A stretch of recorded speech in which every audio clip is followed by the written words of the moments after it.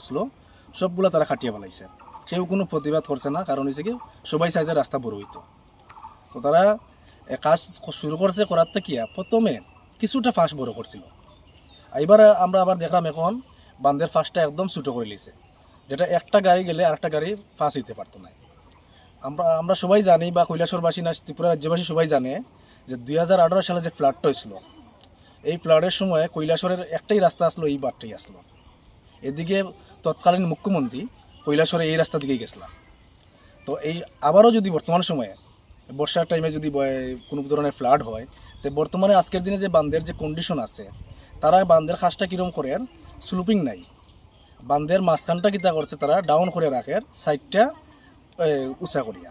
এতে কিতা ওর বান্ধের মধ্যে এই বৃষ্টির জলটা জমিয়া যখন জলটা যেদিকে যায় এদিকে পুরো একটা কালবার্ডের মতো হয়ে যায়, বড় একটা ড্রেন হয়ে যায় গিয়া। এরকম করে করে এই অল্প যে বৃষ্টি দিছিল 2-3 দিন, এই বৃষ্টিতে কিতাইছে চতুর্দিকে বাঙ্গার কারণে এখন গাড়ি একটা বাইরেতে পারে না বা গাড়ি একটা ঢুকতে পারে না। তো আমরা দাবি হয়েছে কিতা যে কাজটা করা হর ফার্স্টটা আর একটু বাড়তে হইব, আর এই স্লুপিংটা বাড়াইতে হইব, বান্ধের মিডিলটা উঁচা হইতে হইব। এটা হচ্ছে কি আমরা দাবি। তো আমরা এই দাবিলে কথা কইতে চাইছি অফিসের সাথে। তো অফিস কোনো সময় এটার রেসপন্স দেন না, যার কারণে আজকে আমরা পুরা এলাকাবাসী মিলিয়া এই কাজটা বন্ধ করাইছি। করিয়ে আমরা কইছি যারা কাজ করে কন্ট্রাক্টদার, তারা কইছি আমরা তাদের সাথে আমরা কোনো সমস্যা নাই, আমরা অফিসের সঙ্গে কথা বলি। অফিসের SDO এক্সিকিউটিভ ইঞ্জিনিয়ার তারা আমরা বুঝাই দেব যে কাজটা কীভাবে হইব, আর এই মিডিলটা ডাউন থাকলে জলটা কীভাবে যাইব। আর আরেকটা কথা হচ্ছে কি আমরা যে এই যে বান্ধের উপরে আগে সোলিং আসলো, এই সোলিংটা কিন্তু ফ্লাড কন্ট্রোলের নাই, সোলিংটা দোয়াইছিল গুলদারপুর পঞ্চায়েত থাকিয়া।